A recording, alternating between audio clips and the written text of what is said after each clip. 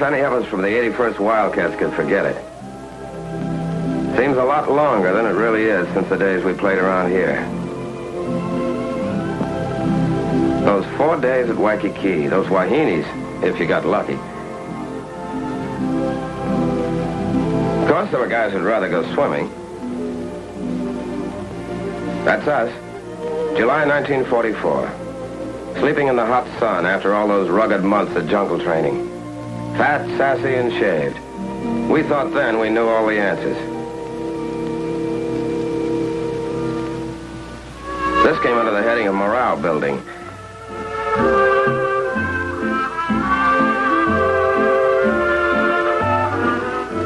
Of course, some characters needed more than others.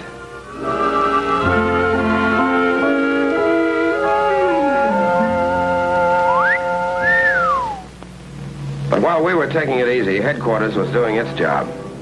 General Richardson, commanding general, Pacific Ocean area, and his staff were cooking up a different kind of party for us. It began the day we started on the boat ride, wondering where the hell we were going and how we were going to do when we got there. 2 solid years of training in back of you, but training and climbing through the ropes on fight night are 2 different things. There were more than a couple of guys climbing that gangplank who were giving that subject their private attention. And we shoved off on our little excursion of about 6,000 miles over water.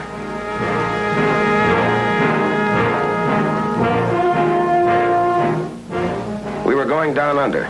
That's all we knew. We'd have even been glad to see a Kapu sign if it were standing on dry land. Every man with a cabin to himself. Picture of a guy getting fixed up to go to a concert.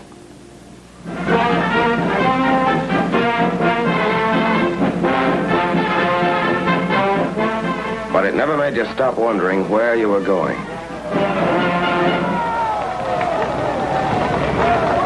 Time on our hands, so we figured out ways to spend it. With a few bucks thrown in for a side bet. One way of getting tired enough to climb into your bunk. Back the loser, bub?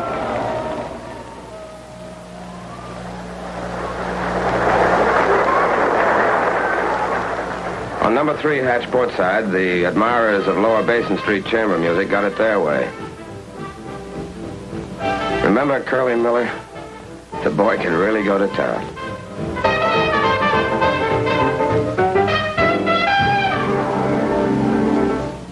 The day we crossed the equator and the shellbacks got their crack at the pollywogs. And there's still some of us in the outfit who take off at the sight of a curved stick.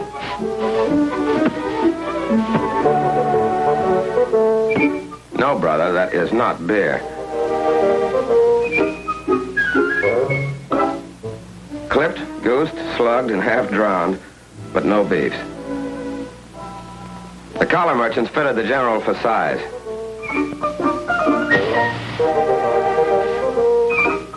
The local barbers gave him a once-over lightly. Dental inspection. A rub-down at the club. The treatment's finished and the general's a shellback. When you look back now, you can remember a lot of laughs on that boat ride, but mostly it was just plowing along through that ocean, under that sky tent, and waiting, and watching for Jap subs or carrier planes.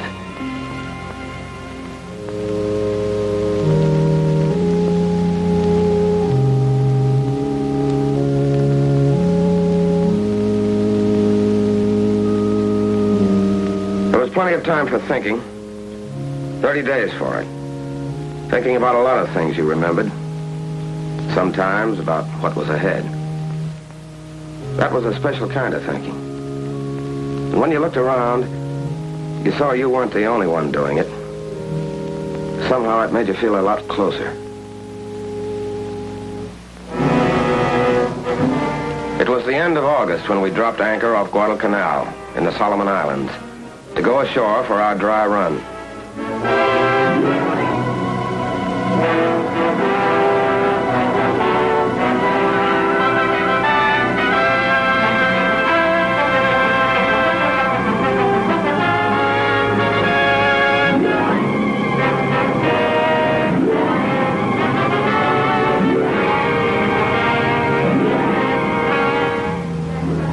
Jap Kapu signs on the beach.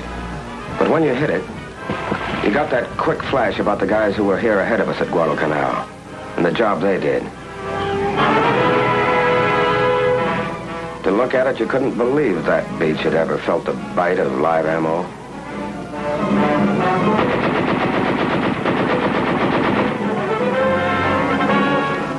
They said we did okay on the Canal Dry run.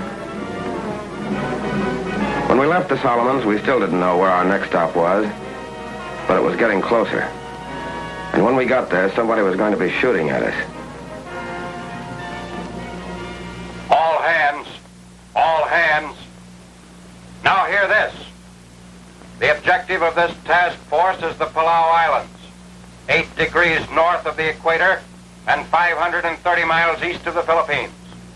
By occupying these islands, we will complete the sealing off of the important Jap strongholds to the east. Truk, Ponape. We'll help protect General MacArthur's right flank when he strikes against the Philippines. General MacArthur? Back to the Philippines? But what was our job going to be exactly? Anguar. That's our job. Southernmost of the Palau group. About 3 square miles of limestone and coral. Japs got a lot of their phosphate here. Okay, what do we do? The 322nd hits Red Beach in the northeast. The 321st will land on Blue Beach. 323rd stands offshore in reserve. General Miller and Admiral Blandy knew that the Japs were expecting us in the south. We were going ashore through the choppy surf under the narrow beaches in the north. Fan out fast until the 2 beachheads joined up, then move down the island. This was finally it. What the last 2 years had been for.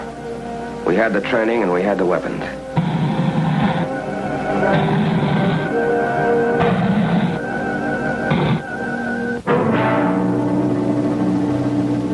There was Angaur. On it, holed up in caves and pillboxes, was a tough Jap regiment with plenty of experience in China back of them. This was our first time. How were we going to do? Remember the morning of September 17th? The carriers opened the show.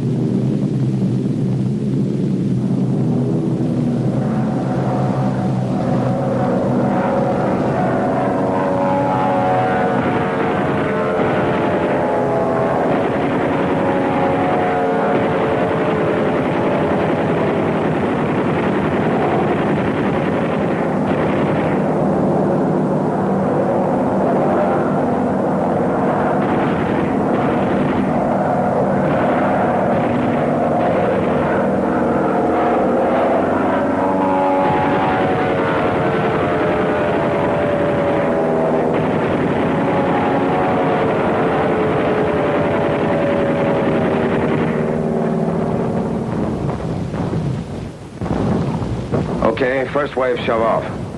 That's us. Let's go.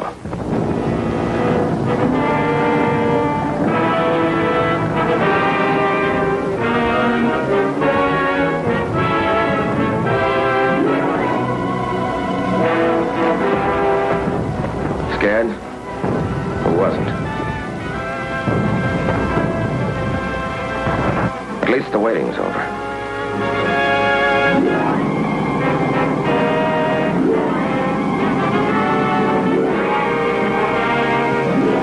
We piled onto Red Beach.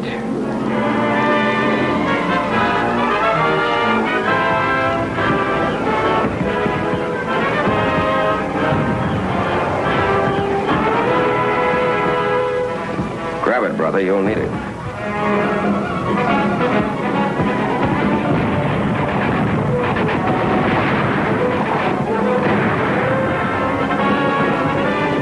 A 20-foot sand cliff to climb we didn't know about.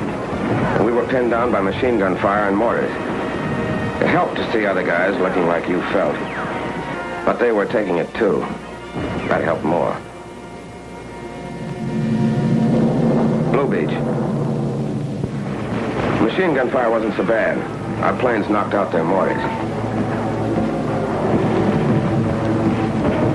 But still no place to get caught with your pants down.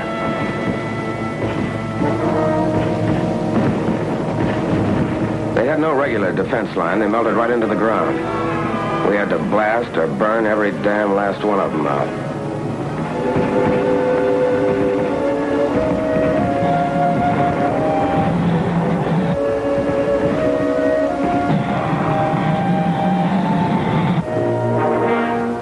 Naval artillery raised so much hell with Blue Beach, the Amtraks had a tough time making it.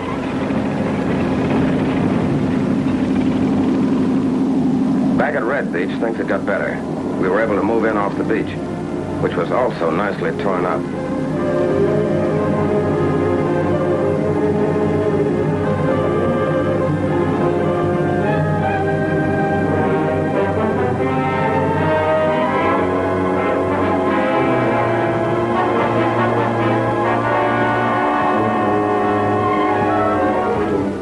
We started blasting them out of their rat holes with satchel charges.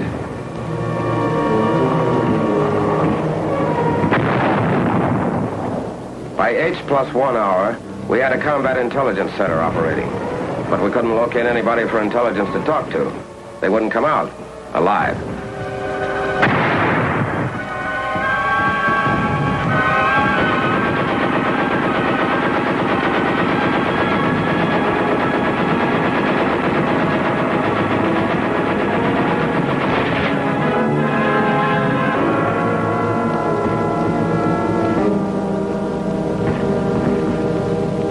Medics brought casualties down to the beach while we went on burning and blasting, extending the beachhead.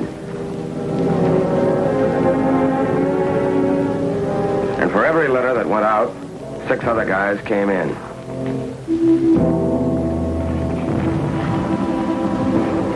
As soon as we had a good toehold, landing craft started delivering in back of us, building up an ammo dump. The Japs were still on high ground to the northwest, with mortars. They hit the dump.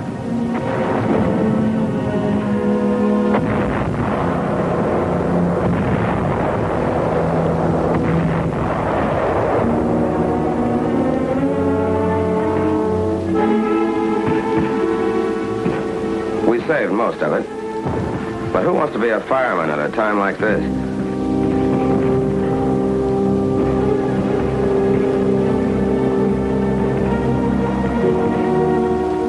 General Miller came ashore the next morning to get a first-hand look at the scoreboard. It was no setup.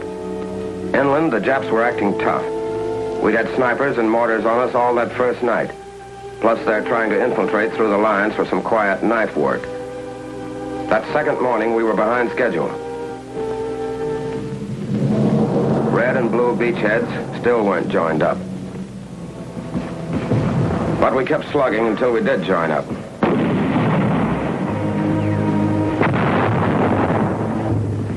And all the time moving inland. Then we got to Shrine Hill. Remember? Caves 15 feet deep, dug out of solid coral. Entrances barricaded with coconut logs, leaving firing slits only a couple of inches wide.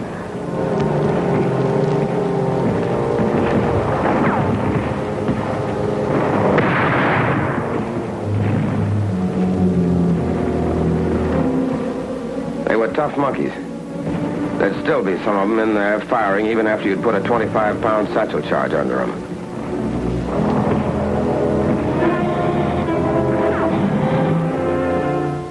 Tough, all right, but they could be had. So we took Shrine Hill, one place where they wouldn't pray to their ancestors anymore. Then we got to Saipan Town. What was left of it.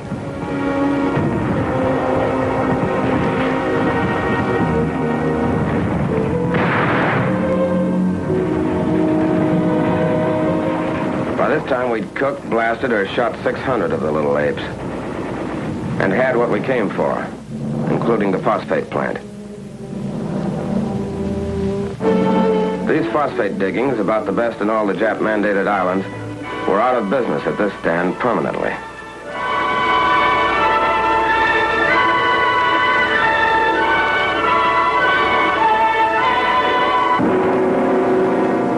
We weren't taking chances.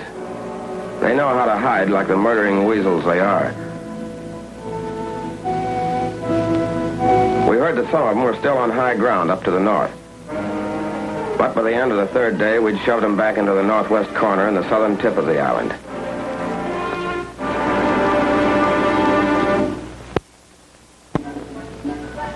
The first chance to let down in 3 days. While you clowned around, there were a couple of things rattling around in the back of your head. These guys you'd been with a couple of years, you realized you hadn't really known them until the morning you hit the beach together. You had a different angle on them now, and wondered if they were thinking about that too.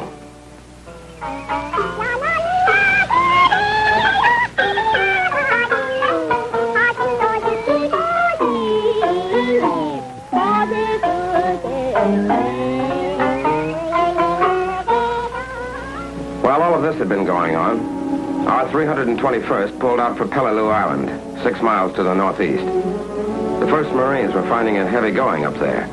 The 321st went up to give them a hand. The rest of us who stayed on Anguar had our own job to finish. The jungle was still lousy with Jap snipers, but we couldn't wait to clean them out to get the airstrip in. With a rifle covering every couple of axes, the aviation engineers started hacking out the strip. The sooner it's in, the sooner we can use it as a base to plaster the rest of the Palaus.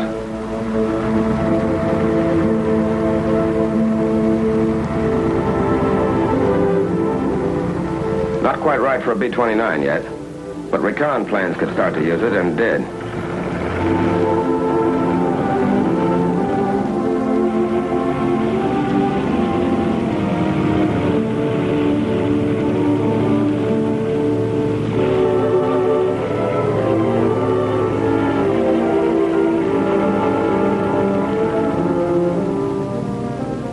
That island way in the background is Peleliu, where our 321st was battling Japs. Anguar was ours, but not quite. Up in the northwest corner, there's a piece of high ground we were starting to call Suicide Hill. To get to it, we had to move up the narrow gauge leading from the phosphate works into the defile that, for good reason, got the name of Buddy Gulch.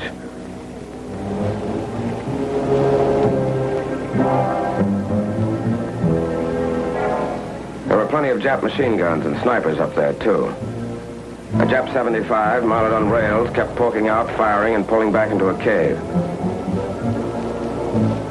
We couldn't see what the hell was going on up ahead, but the tanks could. They were checking with each other over the radio. Vincent, repeat your last transmission. I did not hear. Over. I said we were stopped by enemy fire at the head of the gulch. Sea breeze, I think it's sea breeze, just got hit up ahead. Vincent, this is Boober. I'm pulling Cherry back out of the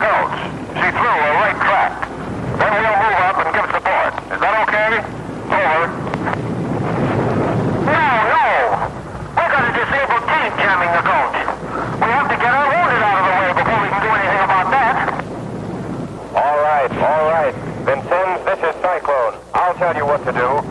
After the wounded are removed, use your gun to blast that tank out of the road. Over. Okay, I'll try that, but it may take a lot of AT. I suggest the infantry blast it out with satchel charges. Can a demolition squad get near enough?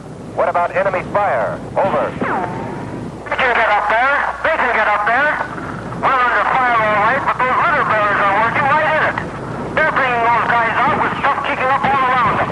Brother, what guts. All right, then. I'll contact you. As soon as our wounded are out of the gulch, we'll blast. Will any combat vehicle to the rear speak to me? Come in, please. Over. Okay, Cyclone. This is Calcutta. Over. I want you to warn all infantry in your vicinity to take cover. Get them off the rails. We're going to blast up ahead. Now, to any combat vehicle near there, pull back out of the way. Acknowledge. Acknowledge. I heard you, Cyclone. This is Rose. I'm right in there, but not too close.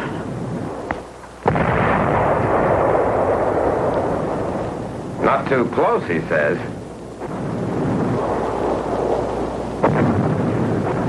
But the way is cleared now for the 2nd Battalion to move through the gulch. We were going to start a little encircling maneuver. So we split up. Some of us went up the rise to the right.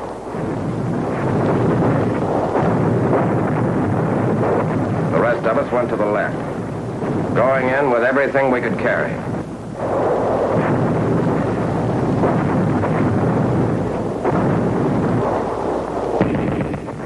Yeah, and everything we could throw. It was going to be Suicide Hill for the Japs now. We had them really holed up now. We called back for mortars and 155s.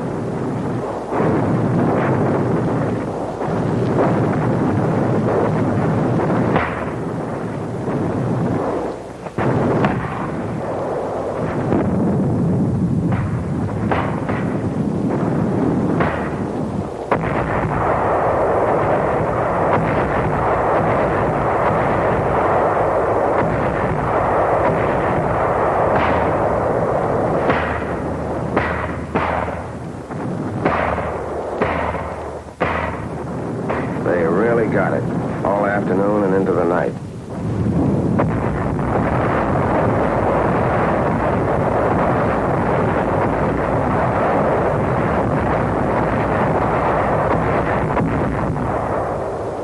That was the end of all real resistance on Anguar, and the end of our first fight. It had been no cinch. They'd poured everything they'd had on us, from 75s down. But we'd won our first battle. And we had a right now to call ourselves the 81st Wildcats.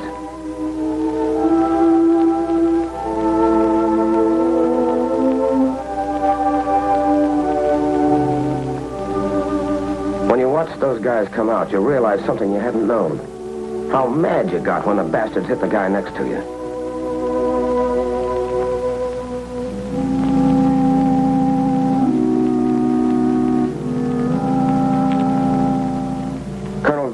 Our regimental commander was hit by that 75. With the rest of our officers, he'd been right up there with us.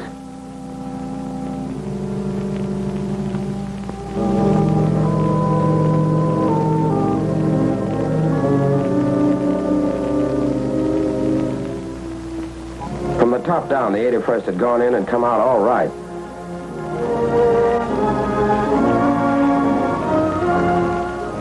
These are the faces of men who fight. These are the tired faces of men who have seen death. These are the faces of men from your own hometown who carried the flag of America a step nearer to Tokyo. Look at these faces. Here's the boy who sold you gasoline on a Sunday afternoon.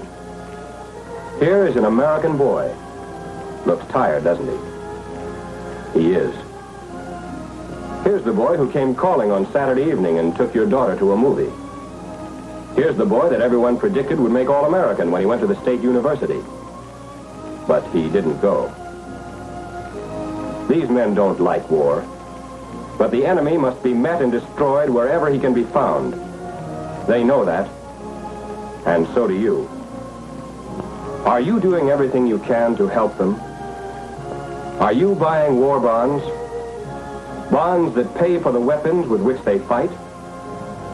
Bonds that provide places for them to rest and hospitals in which their wounds may heal? Are you buying war bonds to the limit of your ability to ensure that a strong and worthwhile America will be waiting when these men return?